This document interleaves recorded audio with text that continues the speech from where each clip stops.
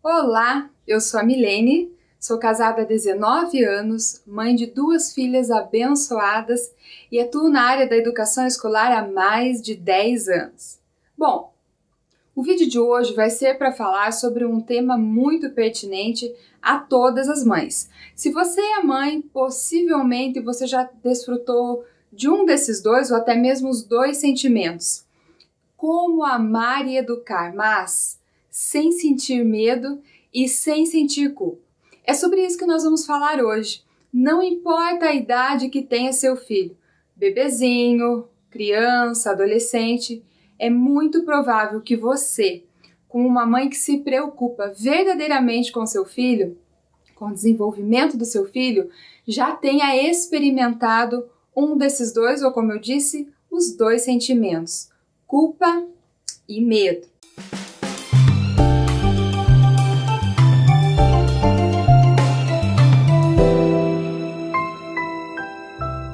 Mas olha, antes de iniciar, eu gostaria de desconstruir um mito que permeia esse mundo de mãe. É o mito de que, puxa, eu amo tanto meu filho, eu quero tanto o bem dele que eu prefiro preveni-lo, eu prefiro preservá-lo, de ter que ficar chamando atenção, de ter que ficar impondo limites. Então, porque eu amo tanto meu filho, eu quero tanto a felicidade dele, eu quero tanto o bem-estar dele, que eu pego leve, que eu não me preocupo tanto em educar, afinal de contas, eu conheço meu filho, eu sei quem ele é, eu sei que ele é uma pessoa de bem e no final vai dar tudo certo. Olha, isso é um mito e nós precisamos desconstruir essa ideia. Sabe por quê? Na verdade, é exatamente o contrário. É porque eu amo que eu educo. Entende? Uma coisa não anula a outra. Pelo contrário, uma coisa complementa a outra. O amor complementa a educação complementa o amor. Na verdade, ambos são uma coisa apenas. Porque amar e educar é uma missão, é a atribuição que a mãe recebe quando recebe seu filho, os seus filhos. Tá? Então, primeira coisa, poupar o filho, restringir limites, poupar, sabe, a educação, isso não é sadio, isso é um mito. E quem ama o filho, quem pensa no filho a longo prazo, não apenas agora, no presente, entende que é porque ama que educa, é porque ama que impõe limites, que cobra, que exige, que orienta.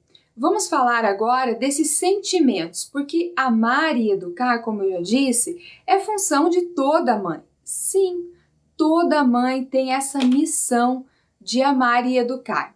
Mas acontece que nessa jornada, entre uma coisa e outra, é comum que nós, mães, tenhamos esse sentimento de culpa e medo. Agora, eu quero chamar sua atenção para a culpa. Vamos falar primeiro da culpa? O que é culpa? Culpa, na verdade, é um sentimento de arrependimento. Arrependimento por ter causado dano a outra pessoa. Pode ser ainda um sentimento de arrependimento de algo que deveria ter sido feito, mas não foi.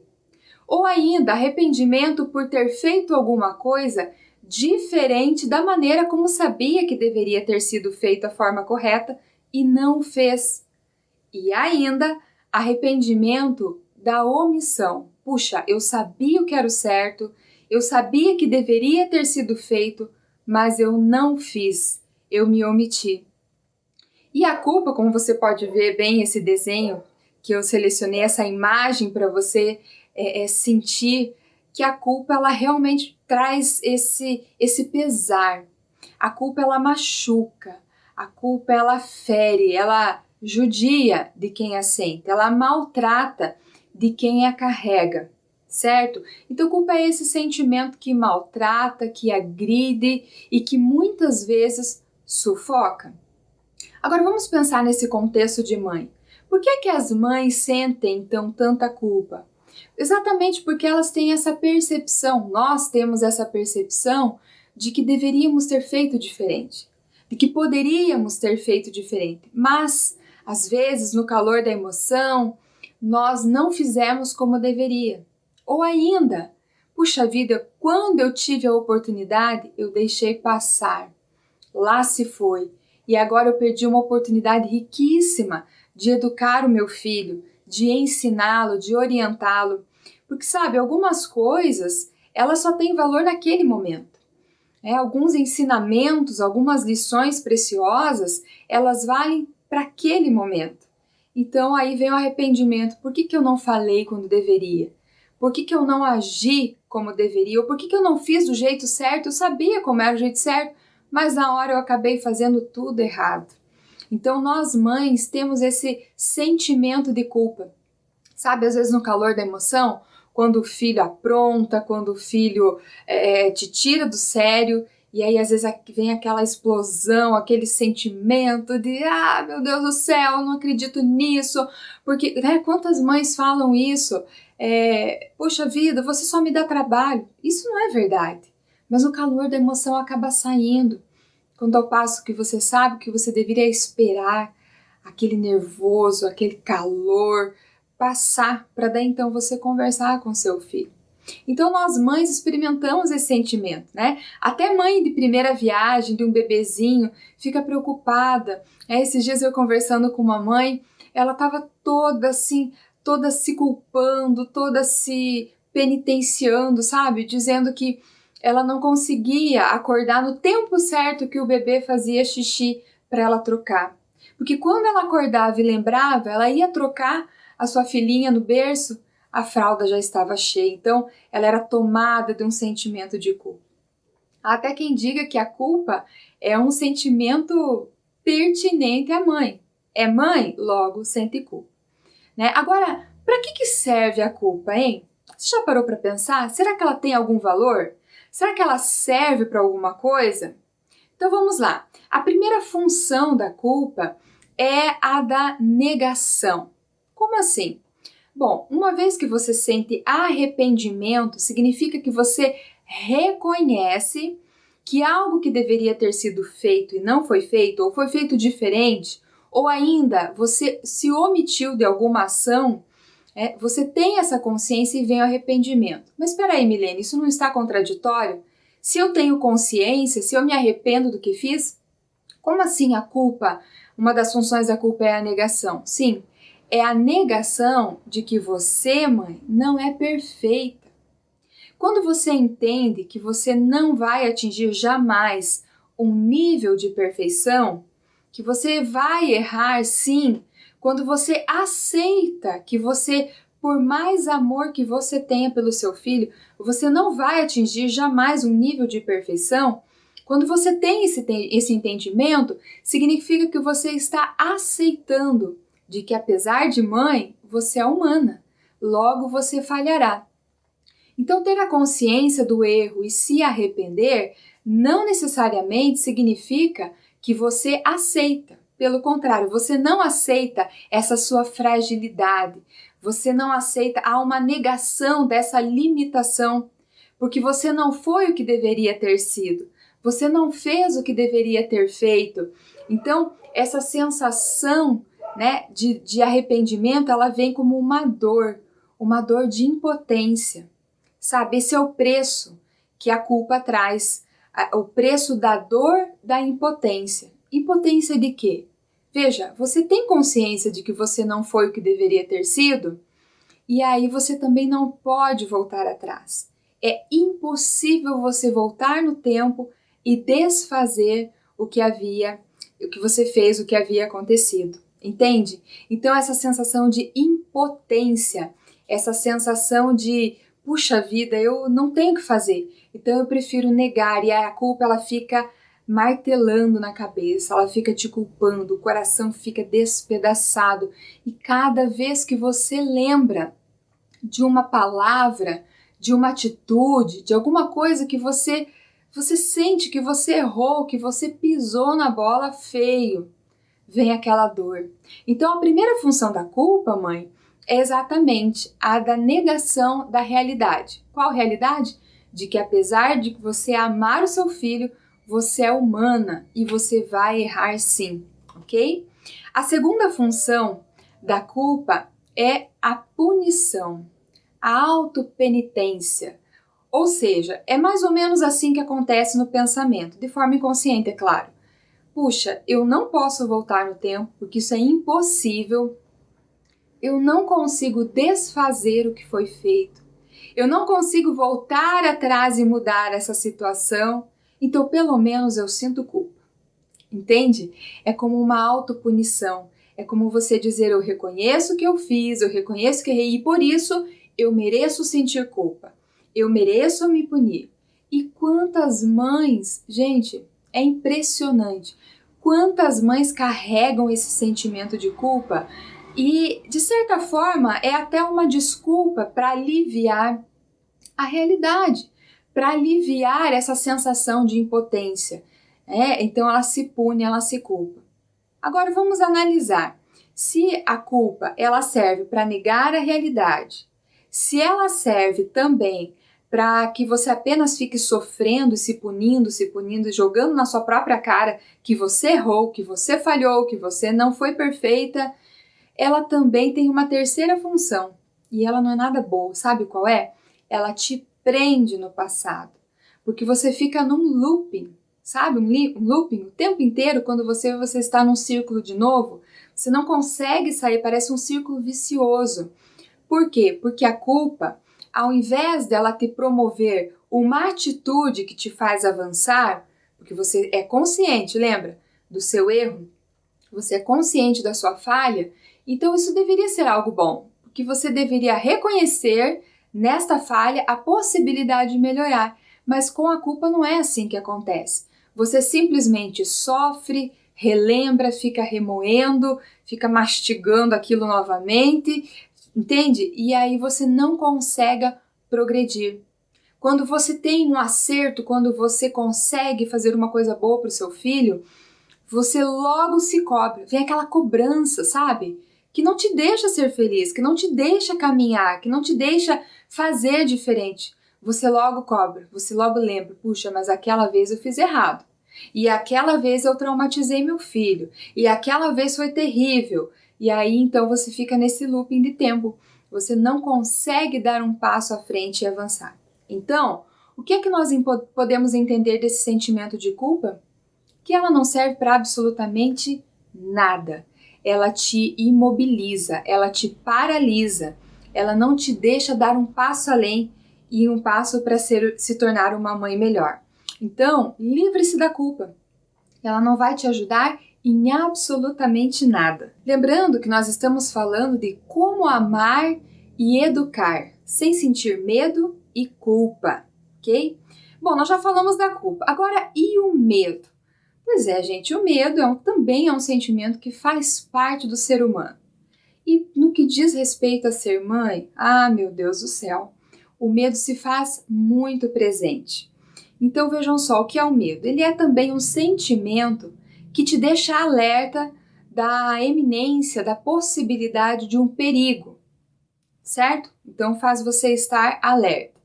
Mas segundo disse o ponto .com, o medo ele também pode ser uma angústia, uma inquietação, um temor de algo absolutamente sem fundamento nenhum, completamente infundado. Isso pode gerar uma angústia, um temor, certo medo também, ok? Então o medo ele tem essa capacidade de nos deixar alerta, mas também ele pode nos imobilizar, porque frente ao medo do insucesso, frente ao medo de uma possibilidade, de uma frustração, de alguma coisa dar errado, é que a pessoa simplesmente paralisa. Ela opta em ficar parado, em não tomar nenhuma atitude, porque só de pensar na possibilidade de não dar certo, ela prefere manter-se no lugar. Então veja bem, o medo até certo ponto, de maneira racional, ele é benéfico, ele faz bem. Por exemplo, imagine você, qualquer mãe deve ter medo de que algum dia seus filhos se envolvam no mundo das drogas. Poxa, isso é um medo pertinente, certo? Esse é um medo completamente válido. Por quê? Porque diante da sociedade que nós estamos vivendo, essa questão das drogas está em qualquer esquina, dentro das escolas, em qualquer lugar. Então, sim, nossos filhos estão passíveis de passar por essa situação. Então, ele é um medo válido? Sim, sem dúvida nenhuma. Agora, eu aproveito esse medo porque ele tem fundamento, ele tem razão de ser. E ele me faz ficar alerta, ele me faz ficar esperta, atenta ao comportamento do meu filho, aos amigos dos meus filhos, às companhias, aos lugares que ele frequenta, né? O comportamento dele, a questão como ele usa o quarto dele. Então esse medo ele é benéfico, porque ele faz com que eu e você estejamos alertas, certo? Mas tem um outro tipo de medo que é o medo infundado. Como eu disse, é o medo que paralisa. Por exemplo, vou te dar um exemplo. Eu, como mãe, um dos medos que eu tenho, que Deus me livre, Deus te livre também, é que de algum dia minhas filhas sumirem, desaparecerem. Deus me livre disso. Deus sabe quanto medo disso eu tenho. É um medo pertinente? Até certo ponto, certo? Até certo ponto, porque isso existe a possibilidade? Existe. Mas qual a probabilidade disso acontecer? Não sabemos, é mínima, certo? Agora, o medo infundado seria se eu não saísse de casa, não fosse passear com as minhas filhas, não fosse ao parque, não fosse ao shopping, não deixasse elas ir no mercado aqui próximo de casa, de medo do pior acontecer. Ou seja, eu estaria colocando a minha filha dentro de um vidrinho, mais ou menos como essa imagem, e não estaria podando a capacidade de desenvolvimento delas, entende? Então seria um medo infundado. Eu tenho esse medo, mas eu não posso deixar que ele me domine. Entende, mãe? E na arte de educar é exatamente assim que acontece. Nós precisamos racionalizar, nós precisamos entender, pensar, esfriar a cabeça, não deixar as emoções tomar conta, porque o medo ele é uma reação, né, das nossas emoções. Então você precisa pensar, peraí, esse medo que eu estou sentindo, ele tem razão de ser? Ele é válido? Ele tem fundamento? Se ele tiver, então que bom, significa que você pode tomar alguma atitude, alguma ação com relação a esse medo e trabalhar, desenvolver o seu filho e tomar todos os cuidados necessários. Agora, se esse medo, por exemplo, te paralisa, quer ver um exemplo? Eu ouço de algumas mães que elas evitam de confrontar o filho. Peraí, mas isso que você fez é certo? Não, isso não é certo. Ou dizer um simples não. Não, agora eu não vou comprar. Agora não é hora de chocolate antes do almoço. Não, agora não, você não vai no celular. Enfim, as mães têm medo de educar os filhos, de impor limites, porque elas acreditam que essa possibilidade de frustração do filho vai fazer com que eles fiquem magoados, que eles deixem de amar as suas mães, que eles criem um trauma profundo. Esse medo é infundado, gente. Absurdamente. Porque pai e mãe precisam impor limites, precisa educar, precisa confrontar, sim, dizer o que é certo e o que é errado, orientar. E não, isso não vai fazer com que o filho deixe de gostar da mãe e do pai. Isso pode fazer com que na hora ele fique triste, frustrado e chore, mas de forma alguma isso vai reduzir ou diminuir o medo, né? Pelo contrário, isso vai trazer segurança. Esse filho vai poder confiar na mãe, sabendo que ela sabe o que é certo e errado, e por isso ela cobra, e por isso ela orienta, e por isso ela exige, certo? Então, o que nós podemos entender do medo? Qual é a sua função? Qual é o seu valor? Se ele for um medo pensado, fundado, ele nos leva, ele nos impulsiona a ter atitudes. Se, porém, for um medo infundado, só do medo do fracasso, só do medo do insucesso, né, do medo da frustração, então cuidado, porque esse medo ele pode te paralisar, ele pode estar te amarrando, fazendo com que você não consiga desempenhar bem este papel, esta função de educadora. Então me diga aí, né? Você tem medo de quê, mãe? O medo que você sente é um medo que tem coerência, que tem argumentos sólidos, que tem fundamentos sólidos?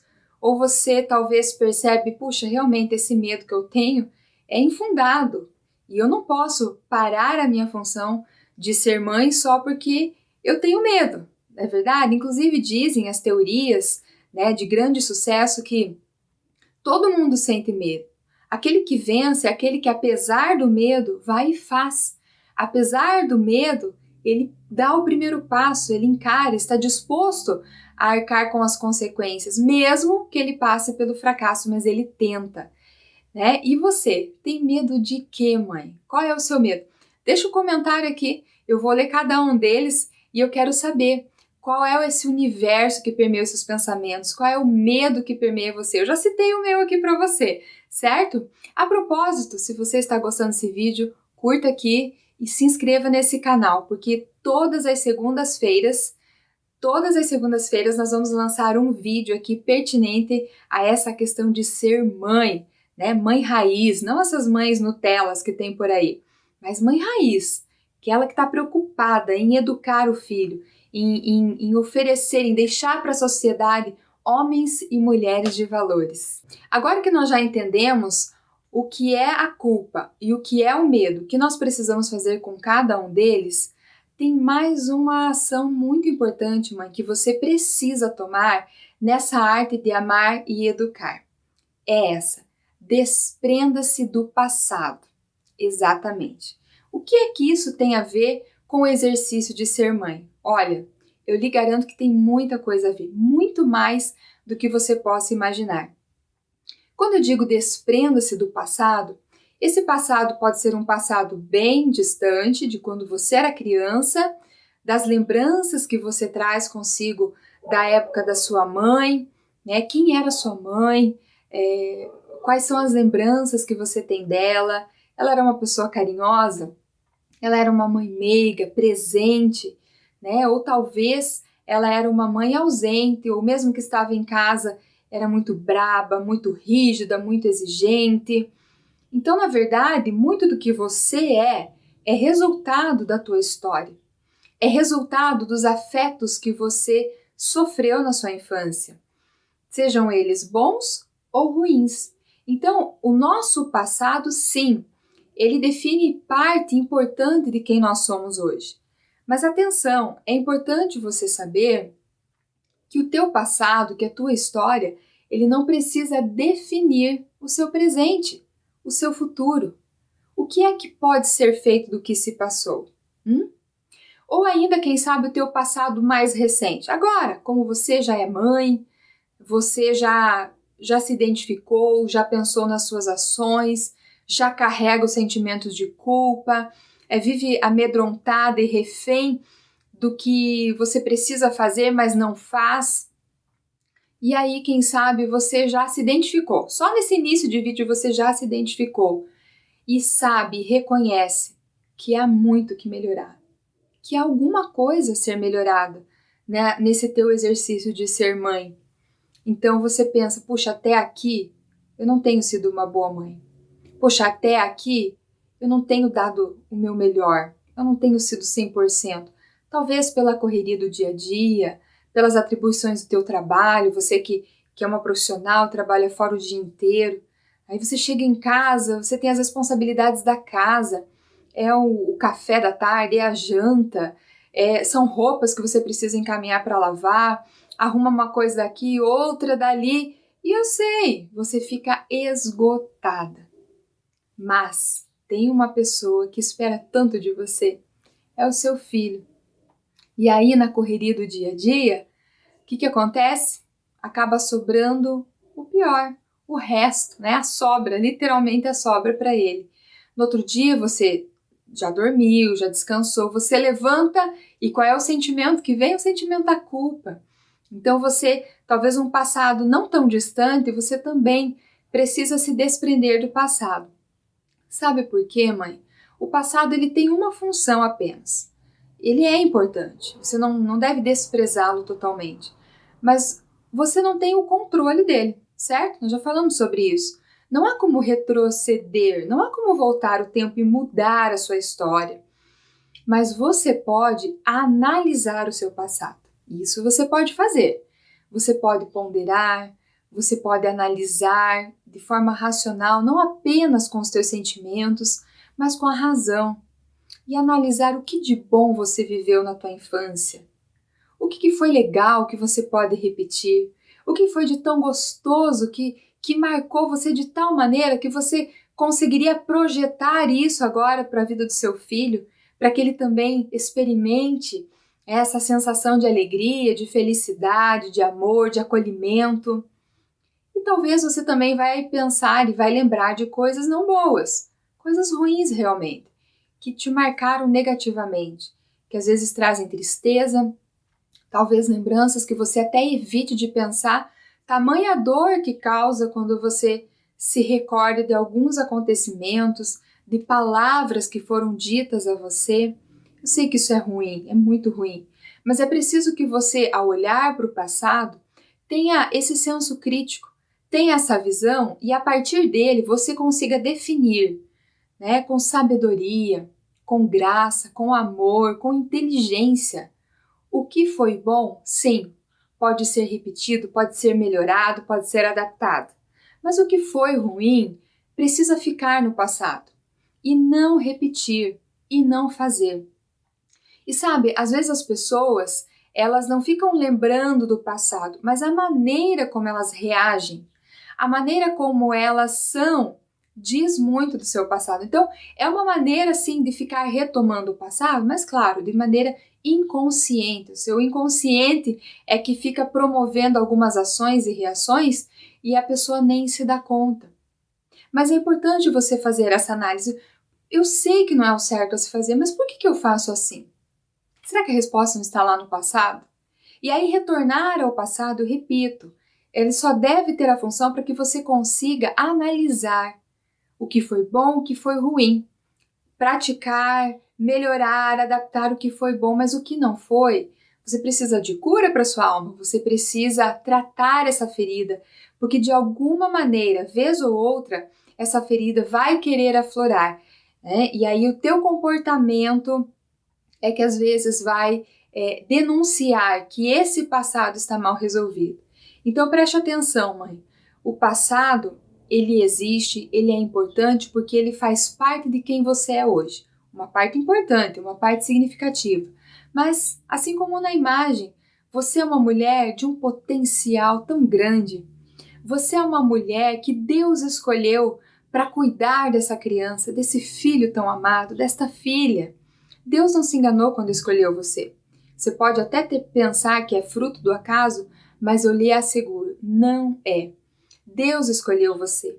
E você precisa, mãe, de forma consciente, entender que o passado que você viveu não precisa definir o seu presente. Até porque o presente, o que você faz agora, vai refletir logo ali na frente.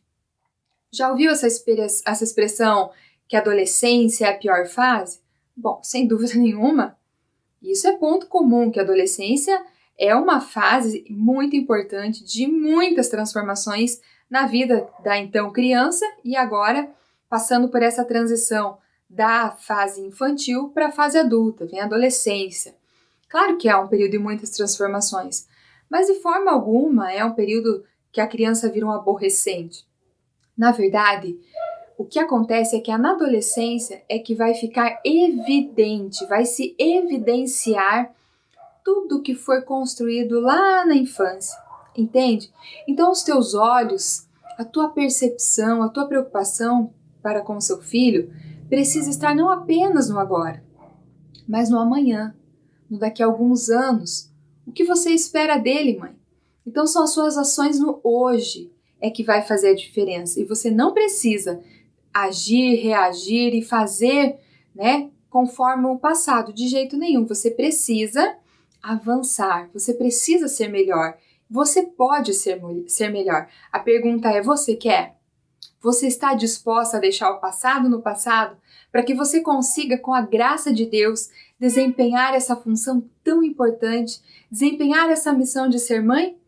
Mas uma mãe que ama e que educa, que pensa no seu filho a longo prazo.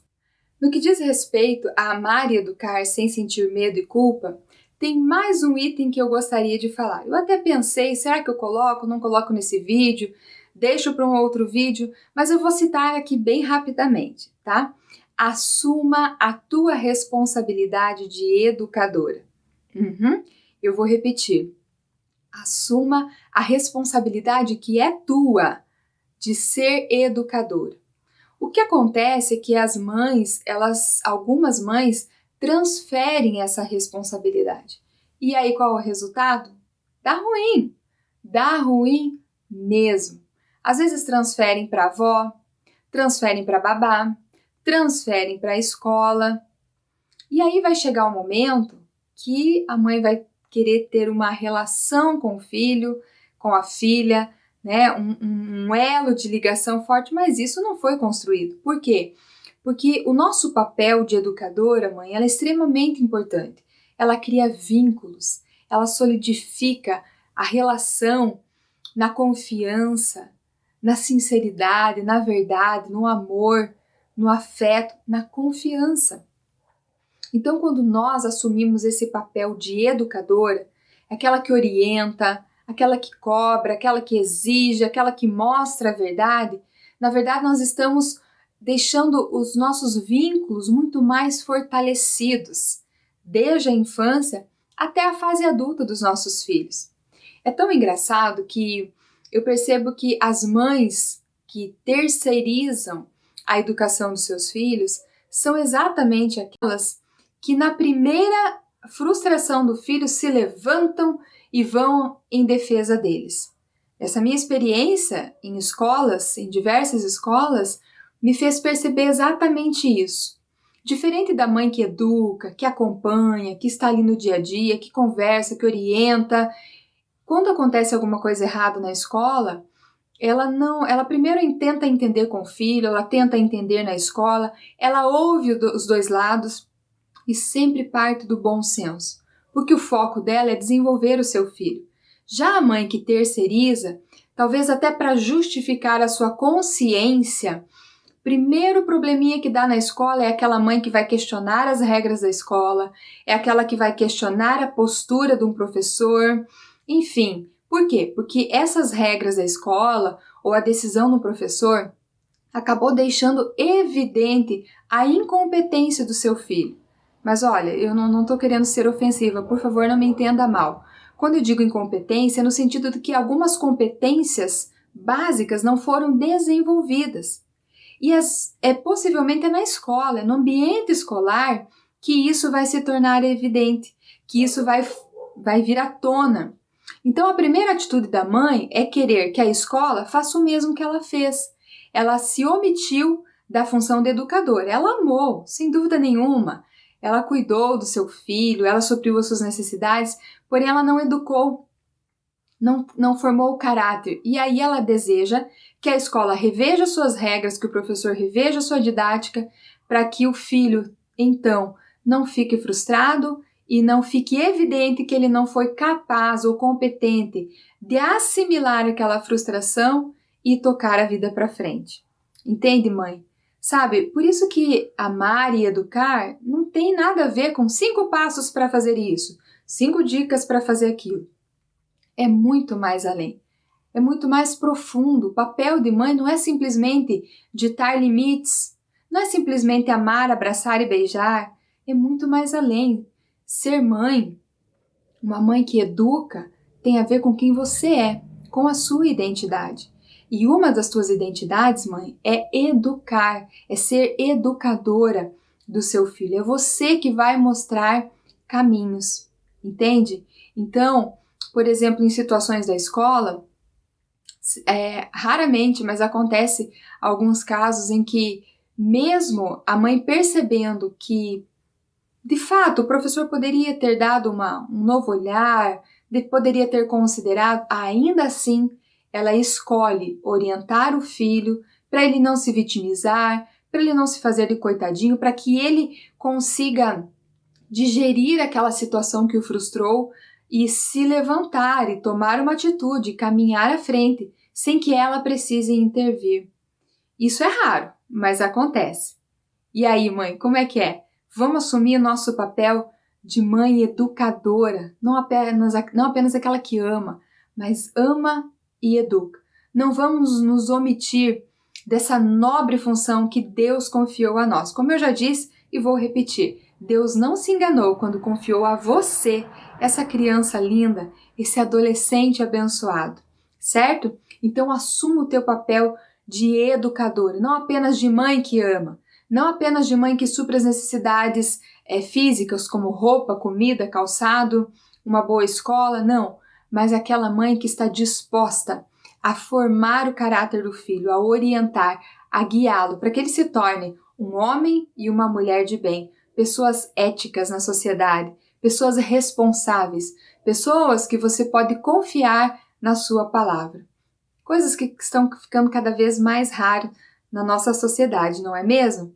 É o meu papel, é o seu papel formar pessoas assim. Nós já entendemos o que é a culpa e para que ela serve. Já entendemos o que é o medo e para que ele serve.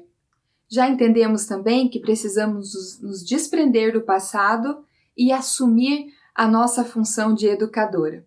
Mas ainda, para que você entenda, lembra que eu falei logo no começo que amar e educar, uma coisa complementa a outra, elas não são distintas como algumas mães pensam?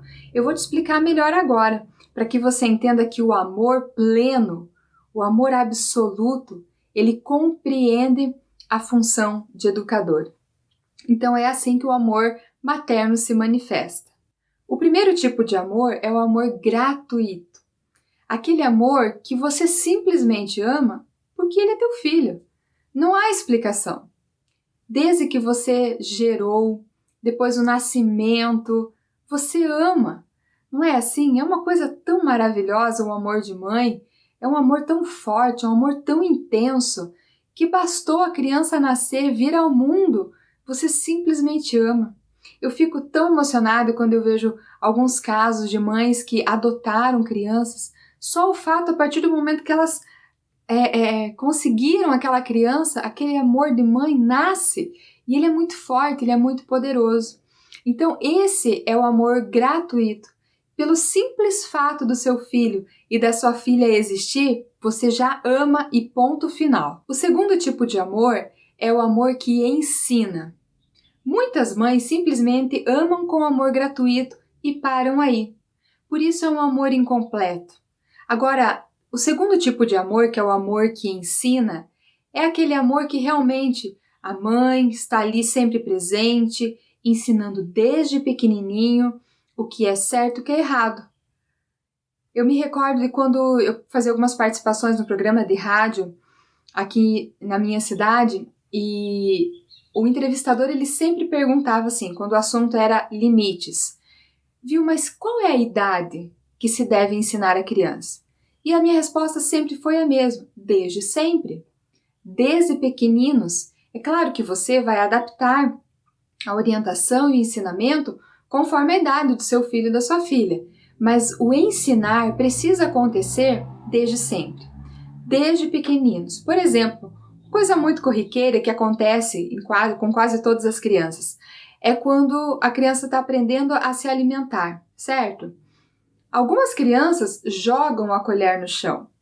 A mãe precisa ensinar e dizer: filho, não se joga a colher no chão. A colher precisa ficar na mão. É aqui. Se você não quer mais, você põe do ladinho, mas não joga a colher. Agora eu vou pegar, vou lavar e vou te devolver, mas você já sabe que não se deve jogar a colher no chão. É claro que para uma criança de 2 anos, 3 anos, talvez ela não entenda, não compreenda com clareza o que você disse. Mas a maneira como você comunica isso, sem dúvida nenhuma, já está ficando registrado na mente da criança. Se acontecer da criança jogar de novo a colher, adianta você repetir de novo? Não adianta. Portanto, esse amor que ensina, ele precisa acontecer quase que diariamente. Depois eles vão crescendo, isso vai diminuindo. As orientações são outras, os ensinamentos são outros, mas o amor que ensina é o amor que precisa estar presente sempre, diariamente. É o amor que vai ensinar o que é certo e o que é errado. Vai dizer o que pode e o que não pode fazer. É importante que a mãe comunique, porque às vezes a mãe espera que os filhos tenham algumas atitudes certas, mas ao menos sequer comunicou, sequer orientou, ok? Então, além do amor gratuito, você precisa, mãe, exercer o amor que ensina. O terceiro tipo de amor é o amor que exige. Sim, se você ensinou, agora você precisa exigir que o que você ensinou seja cumprido corretamente. Vamos voltar ao exemplo da colher? Se a mãe orientou, explicou à criança que ela não deveria jogar a colher no chão, e ela jogou, e quando a mãe explicou, que não vou mais pegar do chão, é uma vez, mãe, não basta não, você nem pode, nem precisa ficar repetindo, porque isso não vai adiantar, certo? Você tem que exigir que a criança faça o que você pediu, que a criança execute com competência o que você ensinou. Veja, eu não estou falando em perfeição, eu estou falando que se ela assimilou, que se ela internalizou, ela precisa sim executar. Então, algumas mães até vão no segundo tipo de amor, que é o amor que ensina, mas aí elas paralisam ali e elas ficam sempre ensinando. São aquelas mães que eu ouço tantas vezes falar, mas eu falei, vai fazer a tarefa, e não fez a tarefa? Por que será? Adianta ficar repetindo? Não, você precisa exercer o amor que exige, aquele amor que vai chegar e dizer você precisa fazer e ponto final. Não há negociação. Quando o que é certo é errado, a gente tem que tomar muito cuidado, né, com o depende do ponto de vista. Nós que estamos moldando o caráter dos nossos filhos, é muito importante eles terem uma visão clara, certo? Clareza do que é certo e o que é errado, o que pode e o que não pode fazer. O quarto tipo de amor é o amor que aplica as consequências. E cada vez mais são raras as mães que compreendem esse amor, o amor que aplica a consequência, ou seja, eu amo meu filho só porque é meu filho. Ok. Eu amo com o amor que ensina. Ótimo, isso é necessário. Eu amo com o amor que exige. Tá. Mas e quando ele não faz o que é certo? Quando ele não cumpre com os combinados? É aplicada alguma consequência? Sabe, é neste ponto que muitas mães se queixam, porque elas reclamam, né, tem tom do desabafo, que orienta, que ensina, que é exigente, mas sabe o que acontece? Não há consequência para o filho quando ele não fez a tarefa. Não há consequência para o filho se ele está indo mal na escola, sem uma justificativa, digamos assim, que tem um laudo médico, alguma questão parecida de saúde. Ok? Não há nenhuma consequência se ele passou horas nos jogos, nos games, nas redes sociais, quando você havia delimitado um tempo. Se não houver consequência, o filho vai entender que tanto faz. Não dá nada. E sabe o que é o pior? Ele tem razão. Não dá nada. Vamos voltar ao exemplo da colher? Se, por exemplo, esse filho que jogou a colher no chão e a mãe ensinou, exigiu, ele não cumpriu, ele jogou de novo a colher pela segunda vez no chão, qual é a consequência que tem que ser aplicada? Tem que ser uma consequência diretamente relacionada ao que aconteceu. O que ia adiantar essa mãe punir ou aplicar alguma consequência ao filho? Por exemplo, vai ficar sem o bico. O que isso tem a ver com a colher? Vai ficar sem o docinho. Não tem nada a ver. Então a consequência ela tem que ter relação direta com a ação do não cumprimento. No caso da criança, a mãe deveria tomar a colher, pôr para lavar e não entregar mais. Meu Deus, mas e agora? Como que a criança vai se alimentar? Se ela estiver com muita fome, vai com a mão mesmo. Ou se não, ela não vai comer, vai esperar o próximo horário da refeição. Isso parece muito cruel? Não, não é. Eu garanto a você. Nós não podemos subestimar a inteligência dos nossos filhos. Eles precisam entender quem é a autoridade da casa, quem são as pessoas que sabem o que é certo e errado. E quando nós aplicamos o amor gratuito, o amor que ensina, o amor que exige, mas também o amor que aplica consequências, eles vão entender, com o passar do tempo, que tudo que é feito para o melhor deles. é feito porque amamos eles. Então, aplicar consequência não é algo ruim. Nenhuma mãe é ruim porque aplica consequência, bem pelo contrário. A boa mãe é aquela que se preocupa com a formação do filho e entende que aplicar consequências faz parte desse processo de educação, desse processo de aprendizagem. Então, se você quer, de fato, ser uma boa mãe, que ama plenamente, não esqueça, não há apenas o amor gratuito. Há o amor manifesto de outras maneiras, que ensina, que exige e que aplica as consequências. Pois passam-se os anos e aí não se entende, meu filho não me respeita, meu filho fecha a porta no meu rosto, meu filho não me responde, não me dá satisfação, não conversa comigo. Às vezes uma criança de 2 anos manda e desmanda na casa. Onde foi que errou? Será que esses pais não amaram o suficiente? Claro que amaram, não há dúvida disso. Mas o que faltou? Faltou aplicar esse amor que ensina, que exige e que aplica as consequências. Eu pergunto para você, mãe, você consegue? Você é capaz de exercer e manifestar esses amores? Você é capaz? Você consegue? Eu tenho certeza que sim. Mas se até agora você não tem a prática desse amor, nunca é tarde. Você precisa dar esse passo. Você precisa começar a agir não apenas com a sua emoção, mas com a razão. Seu filho precisa de você. É como ensinar uma criança, educar uma criança, os nossos filhos, é como uma construção. Você não enxerga os alicerces. Eles estão bem fundos. Eles estão bem arraigados.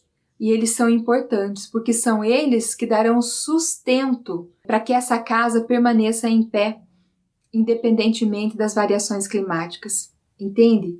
Então, quando você ama, educa, você está construindo alicerces na vida do seu filho, que as pessoas não veem. Quando você aplicar uma consequência, não se preocupe com as pessoas, é você que está no processo de formação. É você que entende onde você está nesse momento, nesse processo em que você está construindo valores na vida do seu filho. Poupá-lo de consequências não é algo bom. Pelo contrário, é algo muito ruim. Até porque em algum momento da vida, quando as paredes estiverem erguidas, que é a parte da construção que as pessoas verão, quando chegar esse ponto, você, mãe, não vai poder estar presente em todos os momentos. Você não vai conseguir defender o seu filho de todas as situações. Então é preciso que ele experimente e vivencie, sim, frustrações, claro, comedidas, situações de não, de enfrentar o não, e para que ele possa entender que você é autoridade, que você ama e é por isso que você educa. É isso, eu espero que você tenha gostado desse vídeo. Mais do que isso, eu sinceramente espero que você consiga decidir, tomar uma atitude de ser uma mãe raiz, uma mãe que vai amar e educar, porque ama plenamente, mas sem sentimento de culpa ou de medo que façam te paralisar nesse processo. Até segunda que vem!